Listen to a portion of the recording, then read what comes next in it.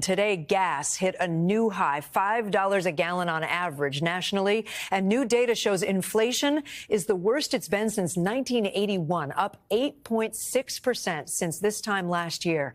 That translates to families paying an extra $460 a month for everyday items.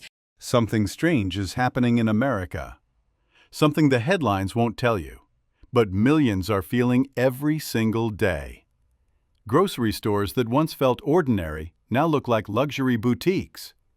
Energy bills that once felt manageable now feel like punishments. And families that once felt secure now fear the next rent payment. The American dream, the one people used to chase with pride, seems to be collapsing in silence, right in front of our eyes. But why is this happening?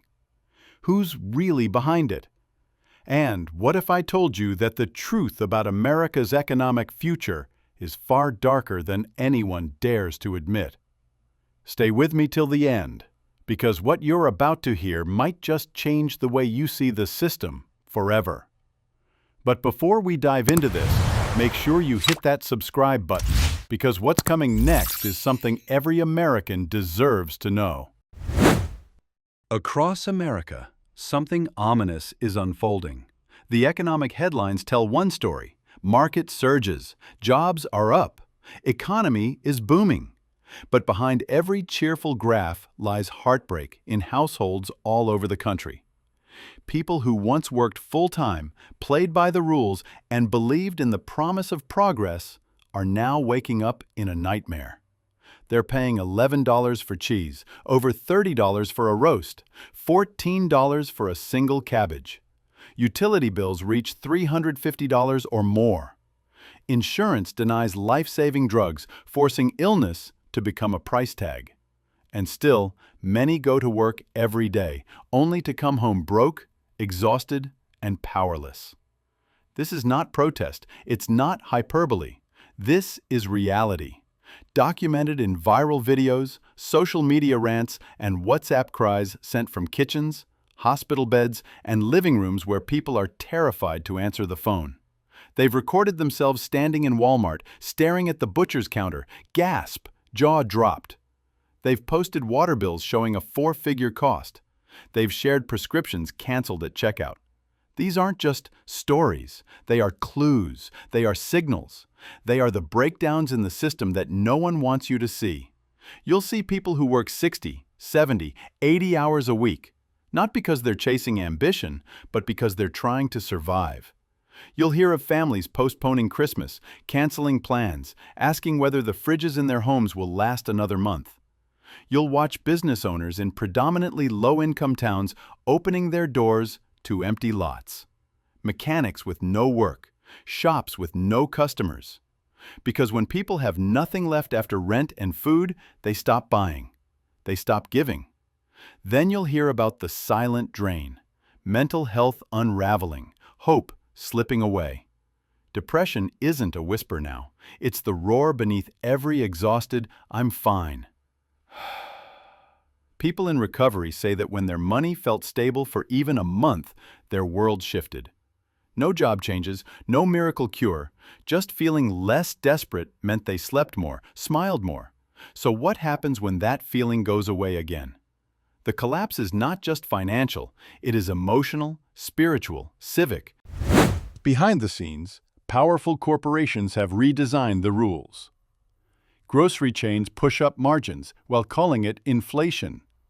Utility monopolies raise rates, protected by the very agencies that should regulate them. Pharmaceutical giants sell life-sustaining drugs at profits that stun.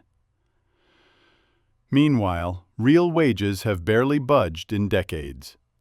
Productivity has soared, but compensation hasn't. CEOs now make hundreds of times what workers do, funding stock buybacks off the backs of people who can't pay their bills. If you watch closely, there is one final piece, a warning buried in patterns. Auto lending is contracting. Credit is dried up. Parts of the economy are already receding the way they did before the 2008 crash. This is not a recession lingering on the edge. It is the groundwork of collapse, laid quietly before the crash begins.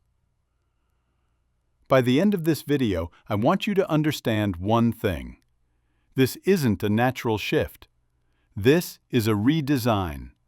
The middle class is shrinking by design. The economy rising in data is a distant illusion, built off real suffering and hidden by adjusted formulas. The signs are everywhere: rising bills, empty storefronts, anguished voices, quiet breakdowns. And what we see now, every vegetable priced out of reach, every family forced to choose medicine or rent, that is the tip of an iceberg. If that iceberg cracks, the consequences will be more than financial. They will be human. And those who pretend this crisis is just inflation will lose before they even see the collapse begin. When you really think about it, this isn't just about prices or numbers anymore. It's about people breaking quietly behind closed doors. The ones who once believed that hard work would be enough, now realizing that the system was never built for them to win. Every grocery trip feels like a battle, every bill feels like an enemy, and every paycheck disappears before the month even begins. The American dream that once symbolized hope now feels like a story people used to tell. And if this continues, what happens to the millions still trying to hold on? What happens when survival becomes the only goal left? Maybe that's the part no one wants to face, that the real crisis isn't just economic, it's human.